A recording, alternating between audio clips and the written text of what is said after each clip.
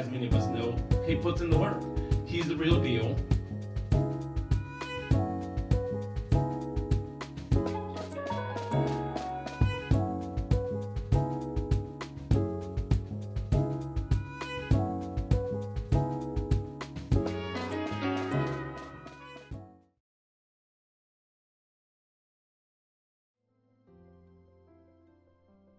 Um, why don't you tell us a little bit about yourself and your work as a radical therapist?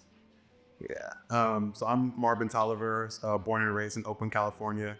Um, I'm a licensed clinical social worker. I'm here in Philadelphia. I am the owner of Reimagine Culture LLC. I am a member of the Radical Therapy Center here in Philadelphia. And I am the founder and executive director of Dear Black Man, You Good. Um, I'm kind of a mental health entrepreneur. I do a little bit of everything. Uh, the tell me about yourself question is always hard. I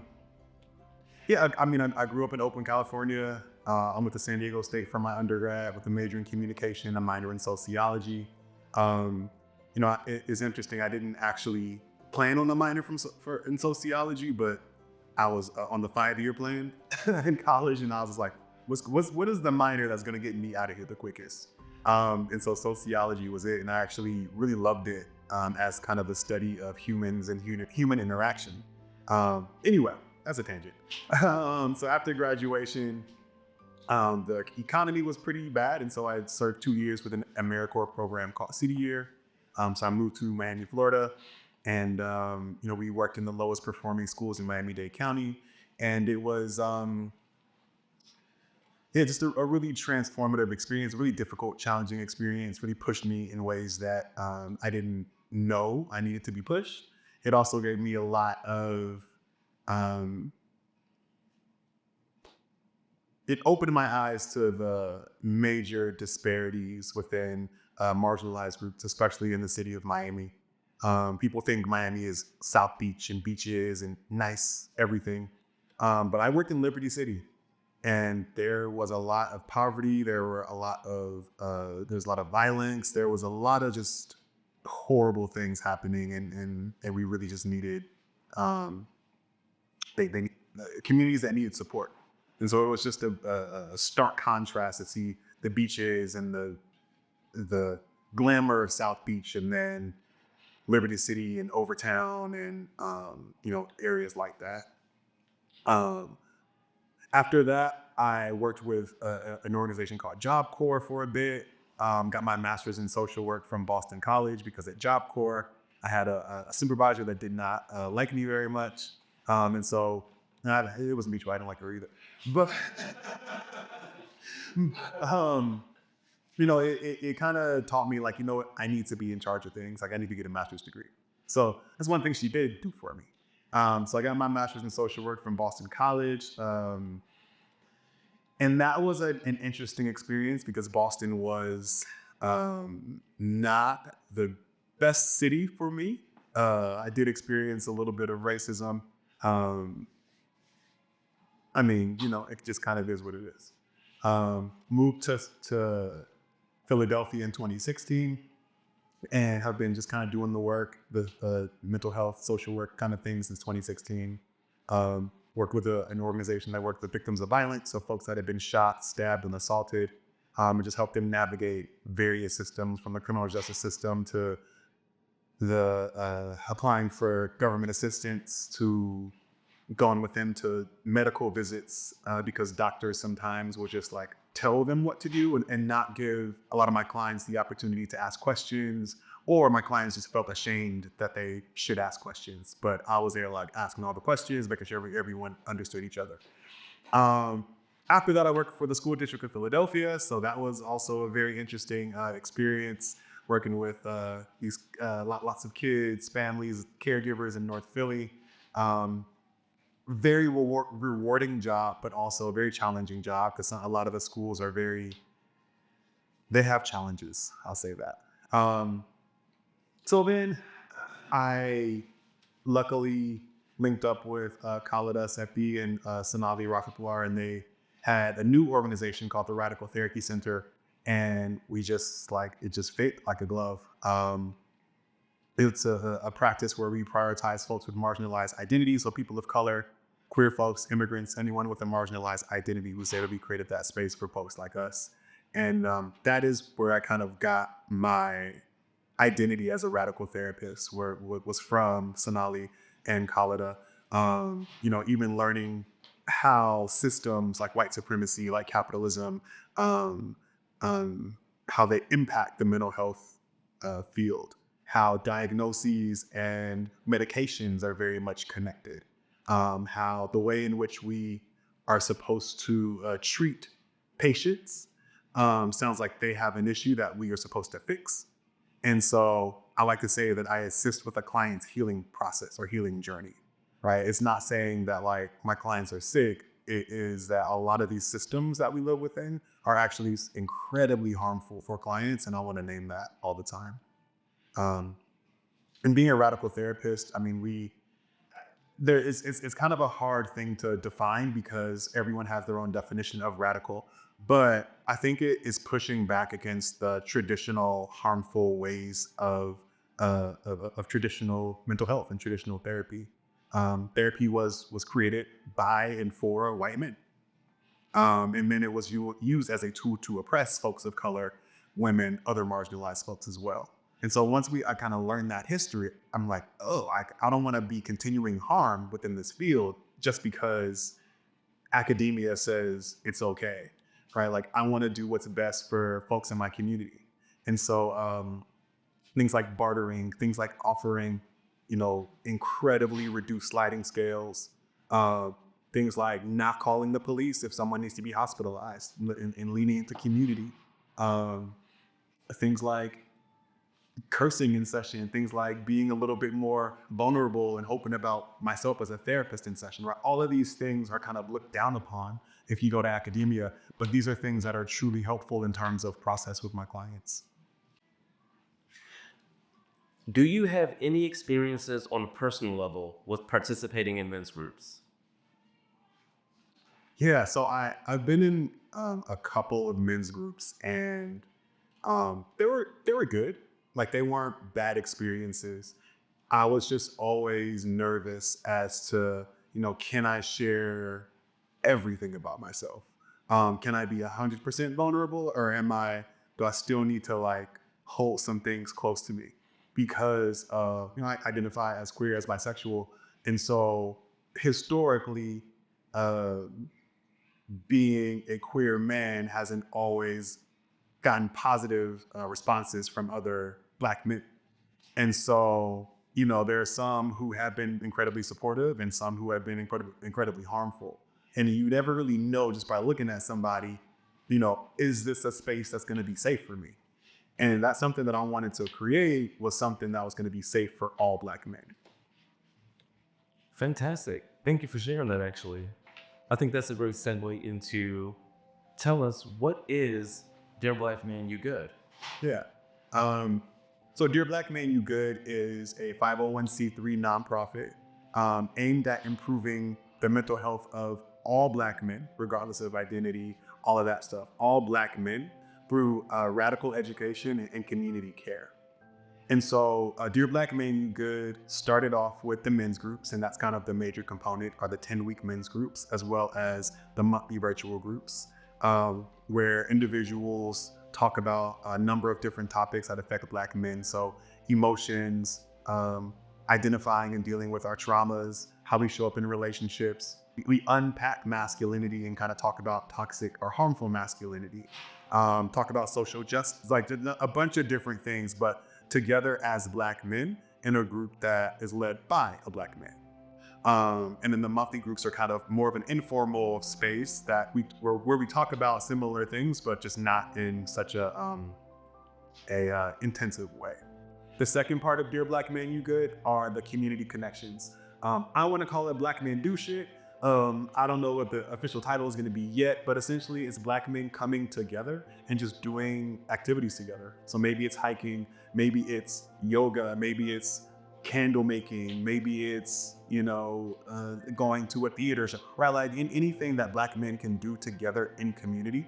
And then I also would like there to be an educational aspect as well. So maybe there's a doctor specifically, telling Black men what to look out for. Maybe there is a Black man telling us how to be better with managing our finances, right? So I want there to be a recreational aspect and then also an educational piece to it as well. And then the third piece is pay it forward or giving back. So the two things I'm thinking of for that is the train the trainer workshops. So a lot of the guys that are from the groups wanted to start their own groups in their own communities. And I think that's a great idea. As a therapist, I don't think you need to be a therapist to facilitate groups. And so we want to give folks the tools to do that, to go out, start their own groups in their communities and have a similar type of community building structure.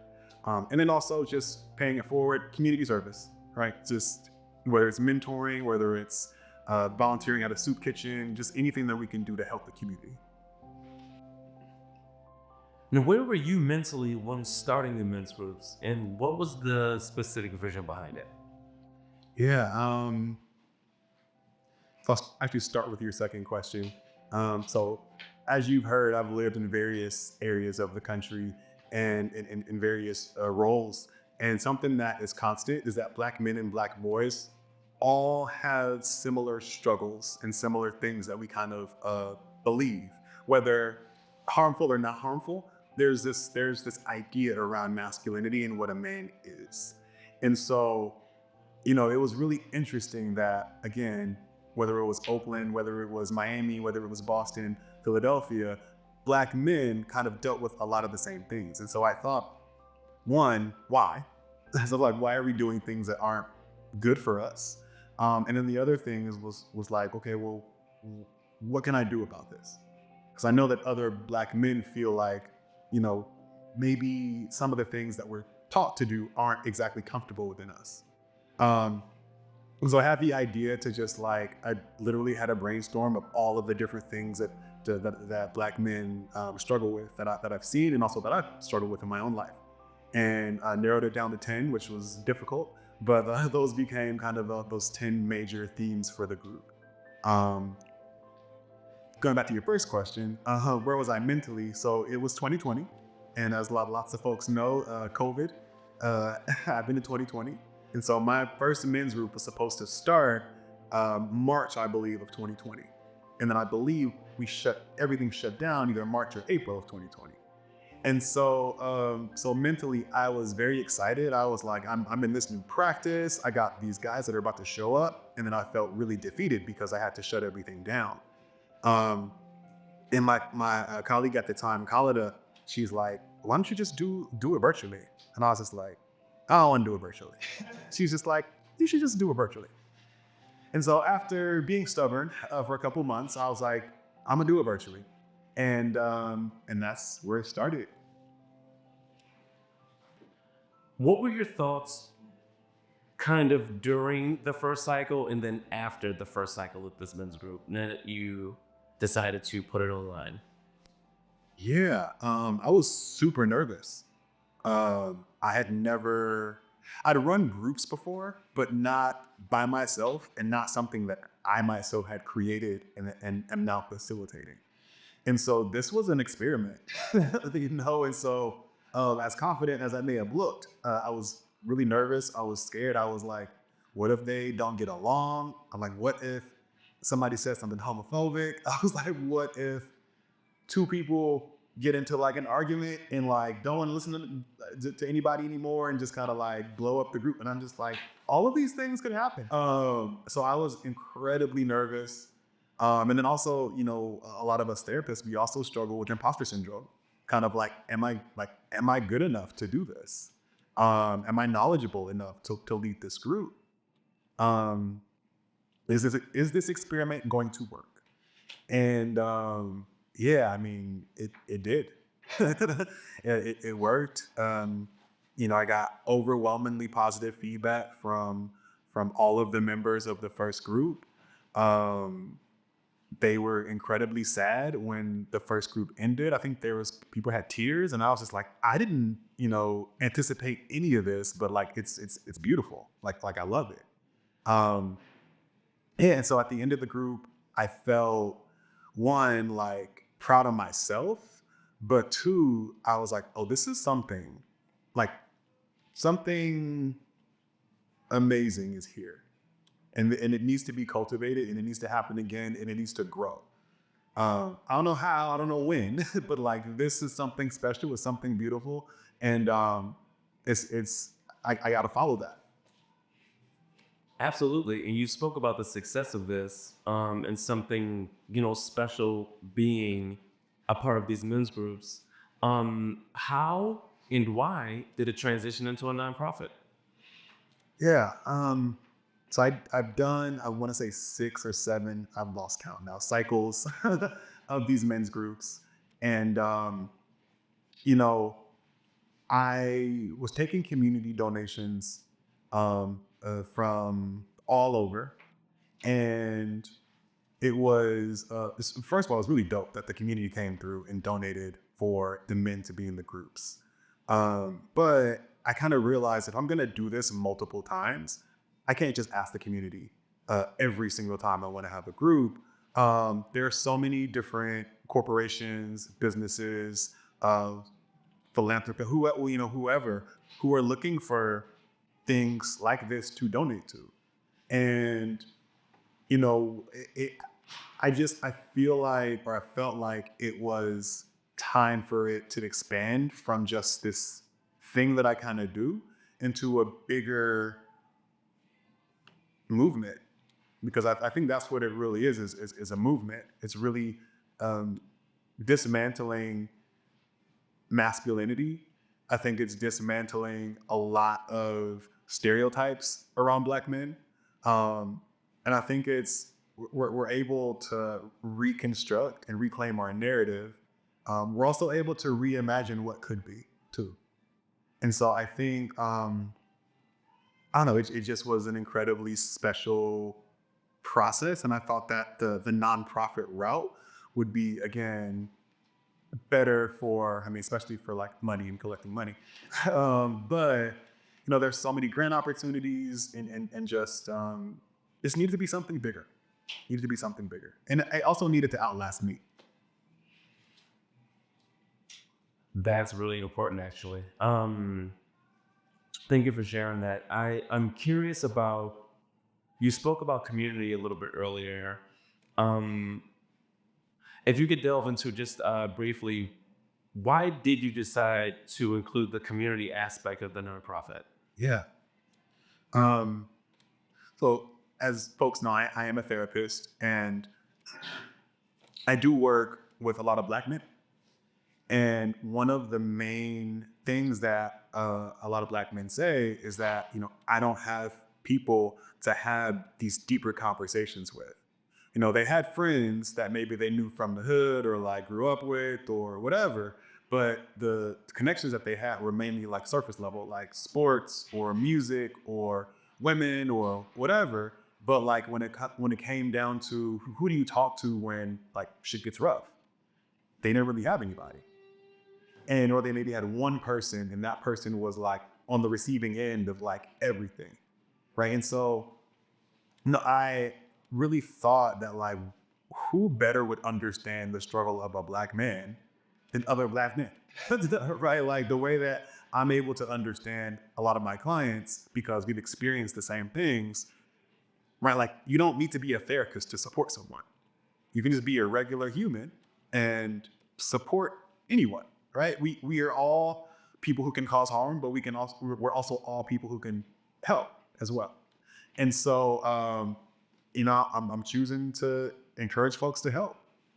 I have lost your question. Luckily, you've already answered it because you're talking about like the community aspect of the nonprofit. Right.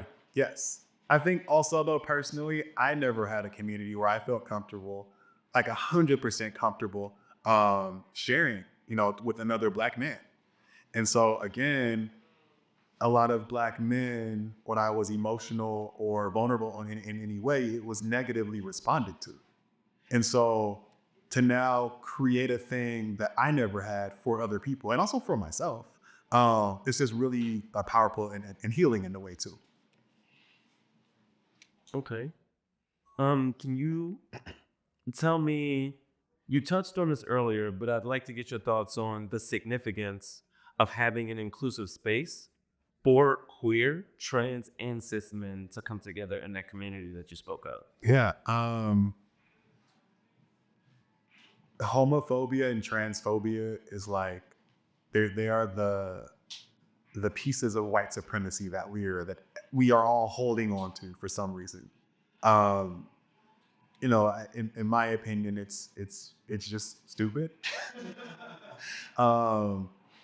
To hate someone because of who they love, who they have sex with, like it just doesn't make sense to me. And so we see so much harm done in the queer community. Me myself was kind of was closeted for a while because of the harm that I saw done to other queer men, or the way that queer and gay and bisexual and trans folks were portrayed in the media as usually like a joke. Trans folks on Jerry Springer, like for this wild entertainment. And so it was important to me that, one, I felt safe in the space as a queer person leading the group. And then for any other queer folks that are in the group, they needed to feel safe as well. And so one of the most important things for me is that no harm is being done. And so sometimes harm is done unintentionally, and that's fine. But if there's someone that's coming into a group and they actively hate queer people, they actively hate trans people, then the group isn't for them. Because this is for a group of just love and respect and being able to be your authentic self and not be judged for it, right? And not be triggered in a group and not be reminded of some really harmful, fucked up shit that someone had done in the past. It is to be loved, to exist, and to have like dope community. That's it. What is the vision for the future of Dear Black Man You Good? I mean, there's so much. There's so much. I mean, I would love to have Dear Black Man You Good across the country, across the world. I would love to have a therapy fund that would give Black men free therapy. I would love for there to be a Dear Black Man You Good conference, and it is in different locations every year, and Black men just come together and, we talk about important topics. We also engage in like self-care, but we also like have fun and like chill. I'm seeing like partnerships with NBA, NFL, professional basketball teams. I'm seeing like celebrities endorsing and really partnering with the organization. And like, I have very big dreams for Dear Black Man You Good. Will they come true? We'll see. But I have very big dreams. I also want to expand to youth, right? To get Black teens and Black children involved in a similar way as well. Maybe like a mentoring program. And then also I want to expand because Black men aren't the only race or ethnicity or culture of the men that need healing too. So Asian men, right? Like Latinx, Hispanic men, right? Like they can benefit from this as well. And so what would it look like to then partner with other groups to then provide similar services so that men in general can heal? Sky's the limit. We love that. Have you learned anything about yourself from running these groups, starting this nonprofit, and gathering together folks? I've learned that I am more when I do too much. That's number one. I need to sit down. No, but I think the second thing is I think sometimes we don't recognize how powerful we are. And I mean that as individuals, but then I also mean that as community. And so when I was younger, I didn't use my voice a lot because I thought I would be shut down. And so now I use my voice, like you can't shut me up about things because I know that my voice is powerful. Like there's a reason why I have over 30,000 followers right now.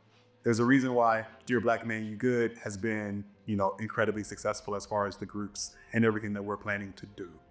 And I know that's part in because of my voice, but also like, then that's where that community aspect comes because I had, you hyping up our next fundraiser. I have all the guys doing it. I have my community hyping up the fundraiser. And now we're likely gonna have the sold out event with dope performers, right? And so it started with me, but it's maintained and cultivated and enhanced through community. And so I think just like that level of power when we come together is really beautiful to see.